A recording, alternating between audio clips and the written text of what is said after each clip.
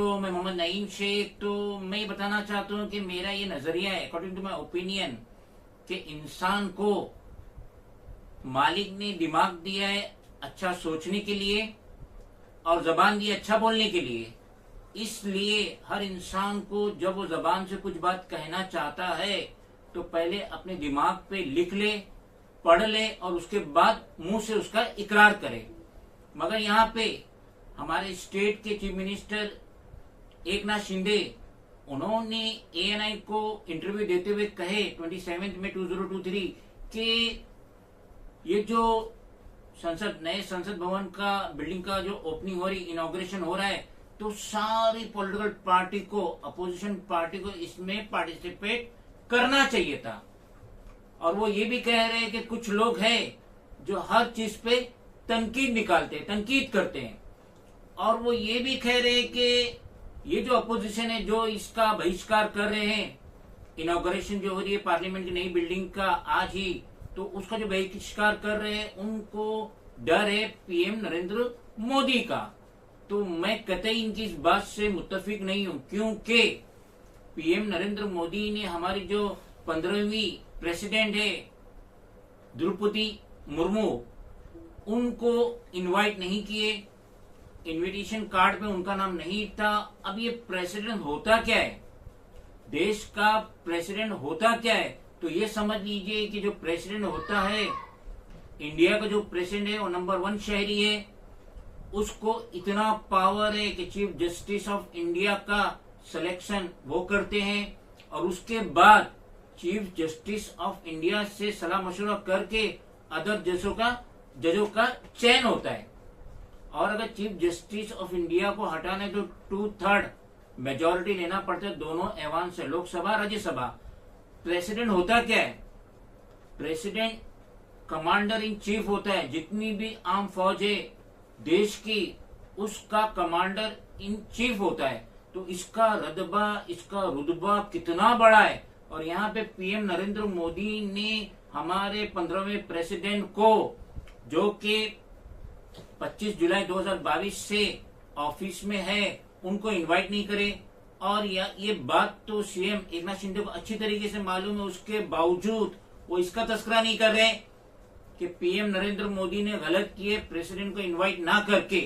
वो ये नहीं कह रहे, वो ये कह रहे हैं कि लोग डरते हैं पीएम नरेंद्र मोदी से।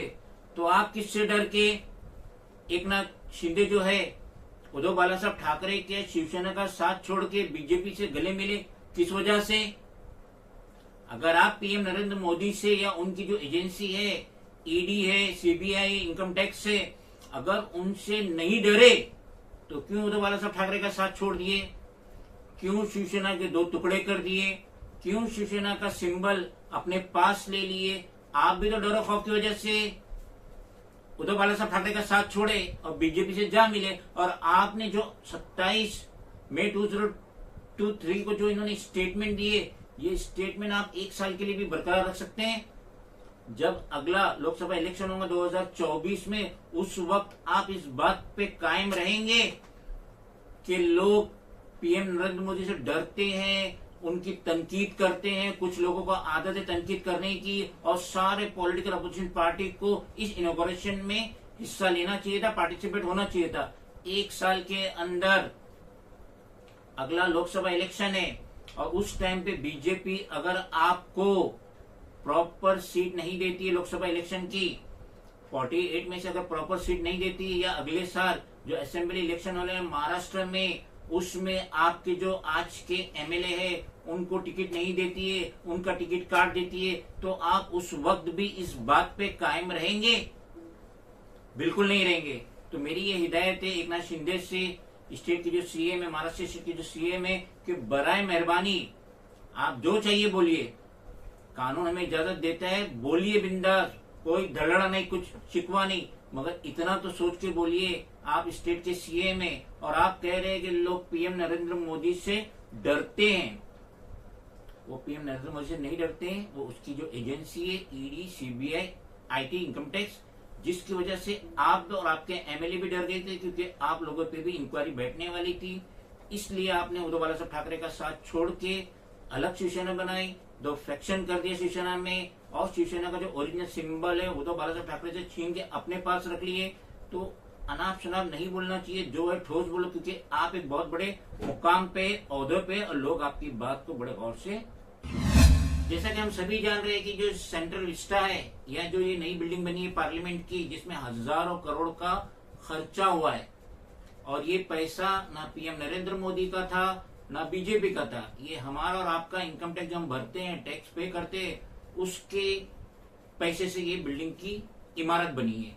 तो यहाँ तो इनॉग्रेशन हो रहा है 28 में संडे 2023 को यहाँ पे ये नई बिल्डिंग का, पार्लियामेंट का इनॉग्रेशन हो रहा है। भले ही अपोजिशन पार्टी ने, कई पार्टी ने इसका बहिष्कार करी, बाइकआउट करी, क्योंकि वो नाराज थे कि जो देश की फर्स्ट लेडी है Draupadi Murmu, president of India, उनको इनवाइट नहीं किया गया, उनको इनविटेशन नहीं दिया गया। और इसके जस्ट अपोजिट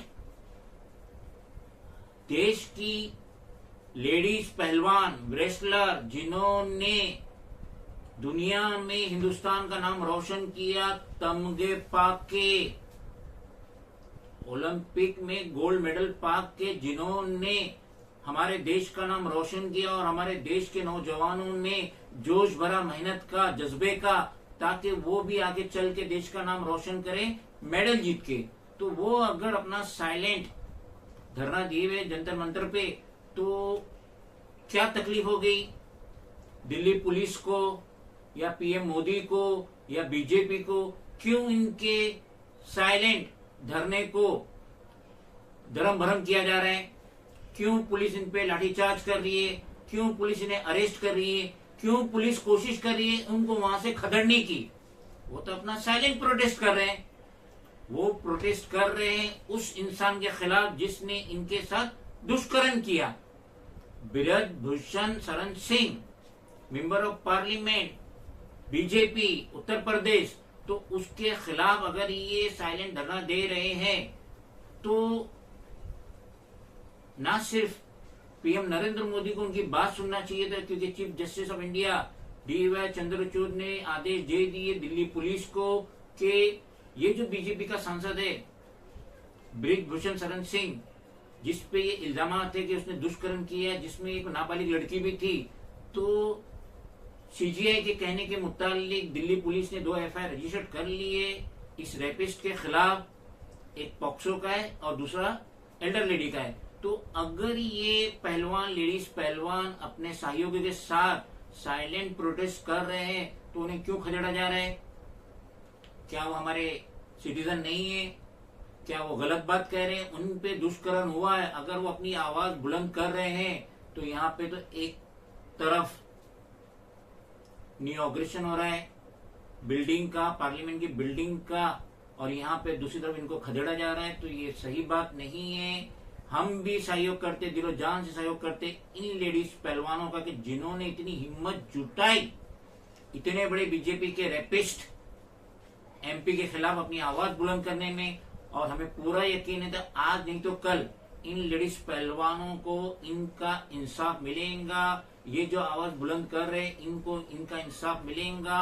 और आज नहीं तो कल ये रेपिस्ट ब्रिजभूषण शरण सिंह जरूर बिहाइंड द बार जाएगा, जेल में जाएगा, अपनी किए की करतूत पे पहुंचेगा। खुदा